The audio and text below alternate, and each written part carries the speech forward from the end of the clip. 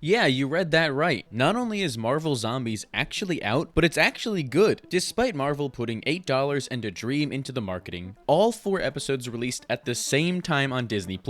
Don't ask me why they released it a few days out from the start of the spooky season, as I'm just glad they released it at all after all these years of waiting, because the wait was absolutely worth it. Marvel Zombies is a gory tour of the MCU told through an entirely new perspective and setting that allows for some really creative storytelling and action that we couldn't see anywhere else but in a show like this. Finally delivering on the crossovers we've been missing out on over the last 6 years. It is exactly the kind of stuff you'd want to see in a show called Marvel Zombies, as they go all out showing you these superheroes in this zombie apocalypse setting, filled with more hype moments and aura than you can keep track of, and I mean that in the most complimentary way, but it's the compelling characters that elevate it and help make the stakes feel real. The zombie genre is so incredibly overstuffed that it's hard to stand out nowadays unless you've got a unique angle to take. And I think that after a bumpy What If episode, Marvel Zombies has finally found its footing here. Who would have thought that if you just gave an idea more time to develop, it would be much better? But Marvel Zombies takes those 2 hours to fully flesh out this universe and carve its own niche in both the zombie and superhero genre, as we get to see those two worlds merge in a really exciting way. But what I really love about this show is the evolution it takes from the What If universe. This series picks up 5 years after the events of that episode. We do get to circle back around and see what happened with Spider-Man, Black Panther, and Scott Lang's head in a jar. Weird sense now that I'm saying it out loud. But for the most part, this show mirrors the 5-year time jump in Endgame to bring us much closer to where we are in the MCU today, and that allows us to see more of the characters introduced in phases 4 and 5, but more importantly, it allows the universe to feel more developed and the zombies to get characterized in a much more interesting way. I never thought I would do this, but to steal a line from The Rise of Skywalker of all places, the dead speak. One of my biggest problems with that aforementioned What If episode was that they toned down the zombies to take away their personality. But in this show, as we get to see Wanda as the zombie queen develop more, we get the introduction of Scions, where Wanda basically gives certain zombies more autonomy, and I think it is so much more interesting to see characters like Okoye walking around and threatening people. I think that anyone can enjoy Marvel Zombies because it's just gory violence through and through, and who doesn't love that? But especially diehard MCU fans and sickos like myself, I think are going to have a great time with it. It honestly feels like a morbid love letter to the MCU in a way, as we're seeing plot points, characters, and settings brought back and restructured to fit this setting in a really new and refreshing way. Part of the fun is seeing a creative utilization of plot points and how they'd adapt into the genre, and I think this show does a great job of making it feel uniquely tied to the MCU. Whether it be seeing things like Thor arriving in zombie Wakanda and how that would affect him, to the reintroduction of the Red Room and how they use their mind control agent to stop the zombies. There are so many interesting MCU concepts brought into this show and made to fit this aesthetic that makes it an even more rewarding viewing experience for fans of the franchise. Also, the universe feels so much more lived in, ironically enough, due to the fact that we're actually able to explore it on a grander scale. I really love how we follow new survivors every episode and see how they join the main group over time. I think it's a great way to show us different corners of the universe and really make this alternate timeline feel fleshed out, as they're set up in these different camps and using iconic MCU locations as safe havens. And while you can definitely tell it was originally supposed to be a movie, those changes help to make things feel a lot more episodic. And a great way they enrich this universe is letting us see day 1 of the outbreak in greater detail. I really don't want to keep dunking on that What If episode, but I fear we're going to have a lot of that in this video, because the extent of day 1 we see in that episode is the Watcher narrating it. Here, we get to see things from Shang-Chi and Katie's perspective as their lives are flipped upside down and we see the calamity and chaos take over, and I think it is such an interesting way to show just how stressful things really are. Here we go again with the what if slander, but I think it's important to address that there is a much better tonal balance between that episode and this series. It's much less of a comedy with horror elements and now a horror with some comedic elements thrown in there. The tonal whiplash from that original episode is completely gone, as every decision feels important and stressful. There are genuinely some really emotional deaths that feel impactful in this series, and I very much so appreciate that they're not just trying to sugarcoat everything with jokes here and there. You definitely still do get that humor poking through, but it feels much more natural to me. What isn't natural, though, are the gory and insane deaths we see throughout the series. That is a weird segue, but I'm gonna stick with it. I love how violent this show is. There's never been a series I've watched where it truly feels like anyone can die at any moment more than this. When somebody dies, there is a weight to it. The kills are done for a reason and are used to motivate characters as they see their loved ones killed in front of them, changing the trajectory of their lives forever. It sucks for those characters, but I am having the time of my life seeing all these people killed off in the most brutal and creative ways possible. Whether it be seeing characters get ripped in half, heads exploded, eyeballs popping out of their face, sliced in half like it's a zombie DLC in Fruit Ninja, or straight up vaporized, it is ball-to-the-wall insanity action through and through. There are more people getting turned into skeletons here than in the Sam Raimi Spider-Man movie, which, you know, now that I think about it, is a weird comparison to make, but a lot of people got turned into skeletons in that movie, so I think it's an accurate comparison to make. I really hope YouTube is going to let me show some of these kills because, oh my god, they are beautiful to watch. There's definitely something wrong with me having this much fun watching people get sliced and diced, but I can't change that. A large reason for why these kills are so effective and a joy to watch, as sadistic as that is to say, is because this is by far the best this animation style has ever looked. You can tell that the team took 4 years to work on this show, which is crazy, but it shows on screen because the way they use colors and light to hide elements is really well done. But what makes it stand apart and brings it up a tier for me is the use of impact frames. Oh my god, I love impact frames so much. Just seeing this bright white flash contrast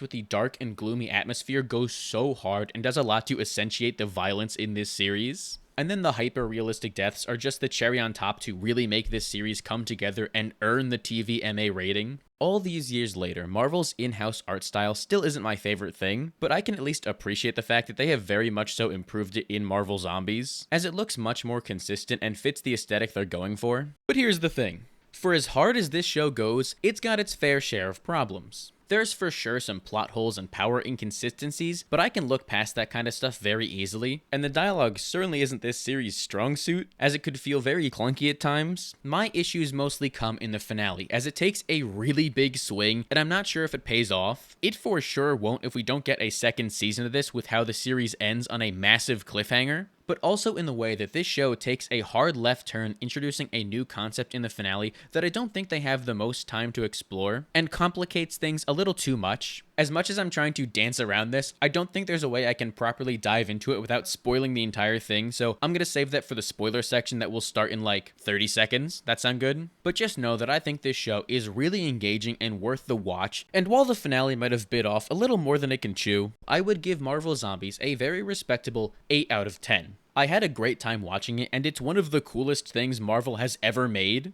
But man, I really need them to make a second season to pay off what they set up in this one. Okay, no more stalling. Let's get into these spoilers for Marvel Zombies, because I have a lot to say about this show. Here we go in 3, 2, 1, and go. Okay, I gotta ask, who at Marvel Studios is trying to f with me? First, you go out of your way to kill off Sam in the What If episode. Then, you brutally murder Ghost. But to put the icing on the cake, you just had to kill off Kate Bishop 10 minutes into the first episode, didn't you? To the point where I saw her skeleton? She can't even come back as a zombie because she evaporated. That is just cold, man, and clearly a targeted attack against me. I know we got Blade Knight, but he confirmed that even Mark Spector died in this show. That being said, at least Kamala is safe and sound, because I would have stormed their headquarters if they harmed a hair on her head. They have put me through so much, and for what? I was one of the only people excited for Marvel Zombies when it was announced, because it had my favorite characters in it, and you do this to them? There goes the trademark 30-minute long section where I just gush over Kate Bishop and Ghost, because they're in zombie hell. I hope you're happy. Okay, now that I got that out of my system, I have a bunch of cool moments I want to shout out because I couldn't fit them into the video naturally, so here is a messy list of things I think are really cool in this show. Shang-Chi using the ring's immortality to keep himself from becoming a zombie is the coolest idea ever and a really creative use of their powers. Not only is it a smart way to nerf the 10 rings because they're pretty much the most powerful weapons they have at this point, but it's a very cool visual to see Shang-Chi throwing hands with one zombie arm. Icarus keeping zombie Captain Marvel at bay is a really cool thing they just casually throw in there, but I think is some great world building. Not only am I glad to see some more Eternals representation in the MCU again, but a great utilization of the Eternals' powers in that they're inorganic life, so they can't turn into zombies. And he's using the ability to keep Captain Marvel from going into into space and poisoning the rest of the universe with this virus. I honestly could have just watched an entire episode of them fighting because I think that's such a cool concept and I'm very glad they made room for it here. And while we're definitely going to ignore what happened after, seeing Ghost be utterly terrifying for those 10 seconds had me ascending, dude. She was on demon time. The idea of a zombie that can sneak up behind you and become fully intangible is so cool, and I'm glad that we got to see it to its full potential very briefly in this show before, that happened.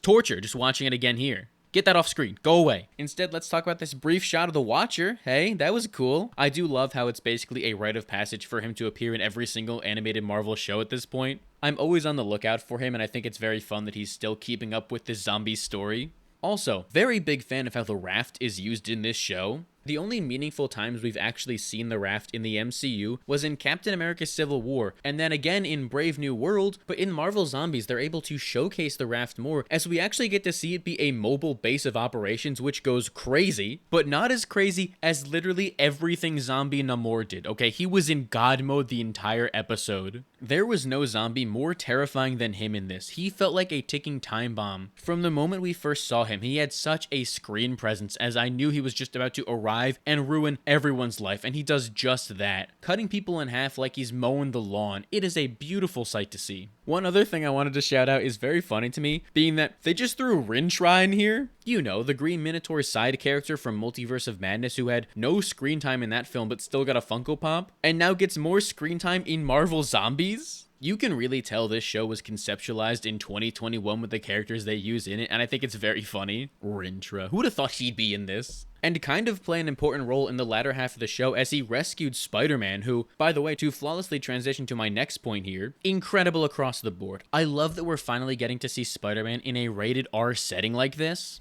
Never in my life did I think we would actually be able to see something like that, but my god, I'm gonna take some more time to gush over this shot here because god, it is so cool seeing him rip off all those heads at the same time. And while he's definitely someone's snack right now, and we'll probably never see him again, I'm very glad that Marvel went out of their way to restructure what was supposed to be a movie just to include him. It was worth it for this shot alone. And my final unorganized thought I wanted to say real quick is that Elizabeth Olsen is such a good actress. I know that's not a hot take or anything, but god, her voice acting is really good. You can definitely tell when a voice actor isn't committed to what they're doing, even at some points in this show, but she is giving it her all at every single point and really making you feel Wanda's pain. While I'm not the biggest Wanda fan and her characterization post-WandaVision has been all over the place, I always have to give Lizzie her flowers because she is such a good actress. If there's one character in this show who I want to go into a lot of detail about though, it's Kamala Khan, because she is 100% the star of this show and more proof that Iman Vellani makes everything better. Seriously, Marvel, I'm telling you, you put Iman Vellani in something, it's gonna improve tenfold. There is no actor working today, and I am 100% serious when I say this, who brings more life and energy to a scene than her. She just has this joyful presence to her that I can't help but put a smile on my face when I see her on screen. And I think that really comes in hand here as we see a completely new side of her that plays with those personality traits. Marvel Zombies does something really smart in placing the emotional weight of the show entirely on Kamala's shoulders as she is the lead of the entire series. And if we want this show to matter and feel important, you need to buy into the stakes. Not only is this a zombie show where people are dying all the time, but it takes place in another universe, so there have never been more expendable characters in history. And taking such a likable character like Kamala and watching her relentless optimism get beaten down over and over and over as her friends are slaughtered and sacrificed in front of her does a lot to make those kills count and feel earned, as we're watching Kamala face this bleak life she now lives in and start succumbing to just how depressing the afterlife truly is. It's really hard to watch someone so endearing and genuine have to go through these Herculean tasks, and it's what elevates this show from just the coolest thing you've ever seen to the coolest thing you've ever seen with a very meaningful emotional core. And none of that would land without someone like Iman Vellani playing this role because she is a shockingly great voice actor. She's a shockingly great actor in general, considering that her first acting gig was in Ms. Marvel, and this is her third credit ever, but voice acting is a whole different ballpark, and more often than not, that skill doesn't translate for actors, but Iman Vellani is able to give a really powerful performance. She's able to switch on a dime from that happy-go-lucky Kamala to someone who has to suffer the horrors on a daily basis. There's a real sense of pain and desperation in her voice that sells those emotional moments and makes them hit as hard as they did. Little things like the sadness in her voice when Yelena dies, or the way she comforts the Red Guardian, go a long way to make those moments. I think one of the best things about Iman Vellani as an actress is how authentic she is. Regardless of the fact that she's just Kamala Khan come to life, you're able to buy everything she does because it feels like a real person feeling those emotions. And that's exactly the kind of performance you want to revolve your zombie show around. Also, while I'm on the subject of Kamala, episode 1 is pretty much a proof of concept for the Young Avengers / champions, right? With the exception of another character we're gonna get to shortly, more than anyone else, you can tell that the Marvel Zombies writers thought a Young Avengers project would have been out by now, as this show already starts with Kate, Riri, and Kamala working together, and while we might not be lucky enough to see that in live action quite yet, this is a great test run of showing us the chemistry these characters have together, and really makes me want to see them on screen already. I am dying just waiting to see those characters interact already. Please, Marvel, if their chemistry and dynamics are this good in a show where they most definitely didn't record in the same room at the same time, I just know it's going to be electric when we see them in live action on screen together. And, I guess while I'm on the subject of things we've been waiting for, there's no better time to talk about Blade Night. It's bonkers that there is a Marvel Zombies show that exists in the first place, let alone the fact that Blade is in it and is the fist of Khonshu, but I am so glad we ended up in that timeline because he is such a big highlight in the series. I need to give Todd Williams all the credit here because his voice acting is on another level from everyone else in this. Not only does he have a great cadence and approach with Blade, but his Mahershala Ali impression is scarily good. If I didn't know they didn't have Mahershala in the booth for this, I genuinely would have thought it was him the entire time. He does a fantastic job finally bringing Blade to life after all these years. And if the MCU version is even half as cool as what we're seeing on screen in scenes like this, then it's gonna be peak. Blade Knight is the epitome of hype moments and aura. That man is the coolest character of all time. And honestly, a pretty faithful Moon Knight adaptation as well. But God, every single time he was on screen, they consciously went out of their way to make him do the coolest thing ever. This shot right here of the sword is by far my favorite in the entire series, and one of the best in the MCU as a whole. But also it's small things in the background, like when everybody is falling out of the sky and you see him so chill because he knows he's in good hands with Khonshu. That is the kind of stuff I love to see. And we even do get a brief appearance from my favorite manipulative bird god Khonshu. And while somebody clearly forgot to do the effects on his voice, and he sounds very weird, no longer recognize my deity?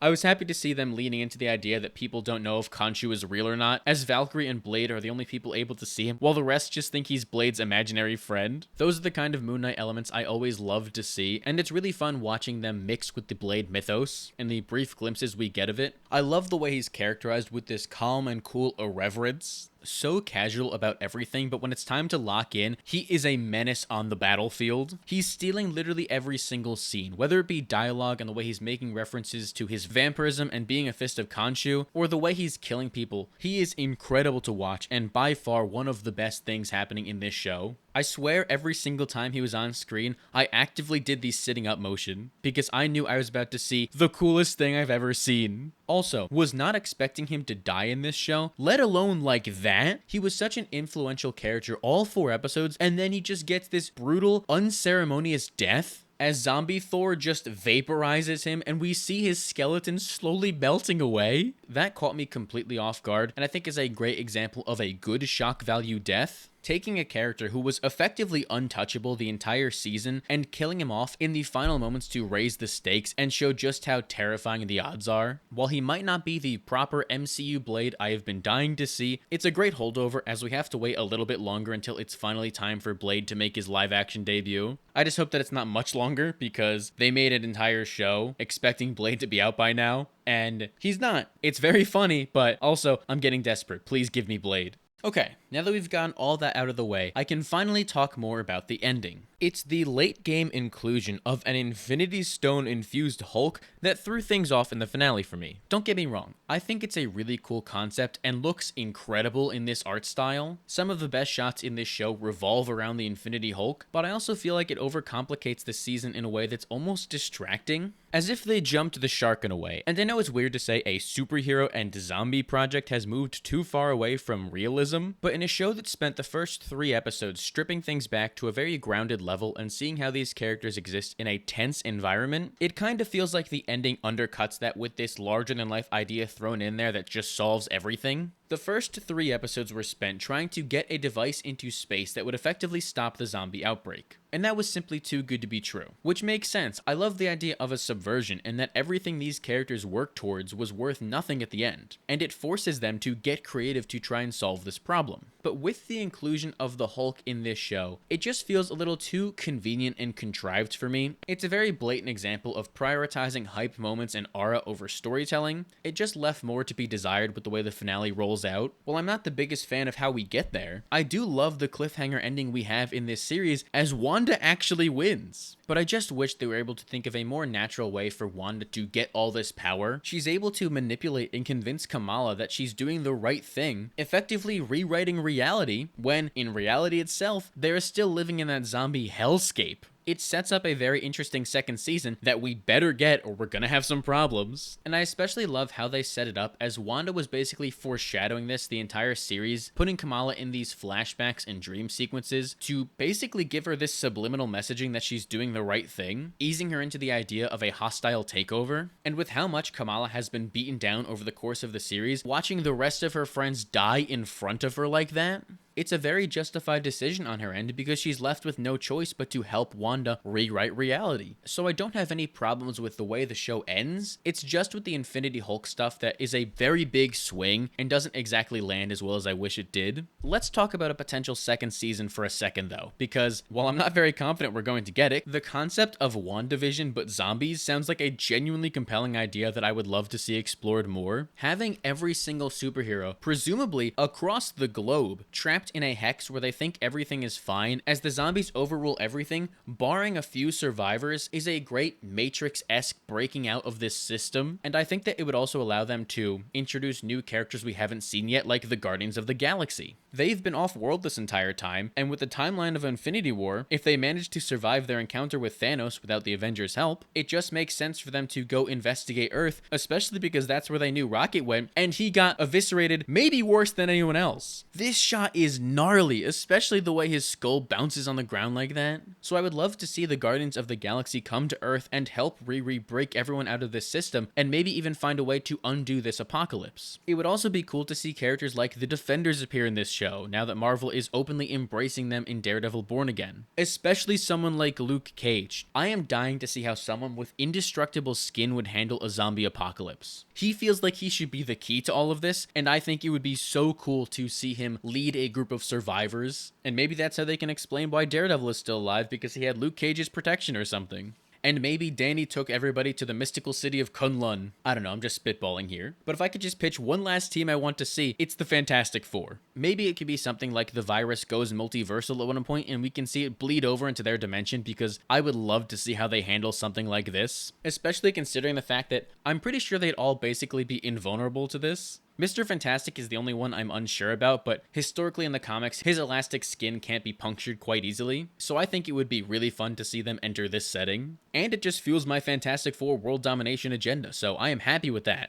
On a whole, I really enjoyed Marvel Zombies. It's not perfect by any means, but it's absolutely one of the coolest things Marvel has ever made that fully takes advantage of this setting, and makes use of a lot of underrepresented characters to tell a pretty compelling story with some surprising emotional beats that is highlighted by so many hype moments and aura. I can't stress that part enough. I really do hope that they're able to make a second season, not just to pay off that insane cliffhanger ending, but I would also love to see them build off of and learn from this first season to deliver on an immensely satisfying arc that closes out the Zombies chapter of the MCU. Honestly, I'm just glad Marvel remembered to publish the show. I really thought for a second they would just forget about it after they've been sitting on this for over a year. Oh yeah, and one final note. Please God, stop releasing these shows at 3 a.m. I have a job to do in the morning. I need to lock in. I can't be waking up at 3 a.m. and staying up for an additional 2 hours to watch superheroes rip zombies apart. Especially when you're going out of your way to kill off my favorite characters, and I need to calm down because I'm gonna get angry again. Let this be the last 3 a.m. release time for the studio video, or so help me God, I'm burning it to the ground. So the ball's in your court, really. But what did you think about Marvel Zombies? I would genuinely love to hear what everyone has to say and continue the conversation down below. And while you're at it, make sure to give the video a like and subscribe so you don't miss the next one. If you don't do it,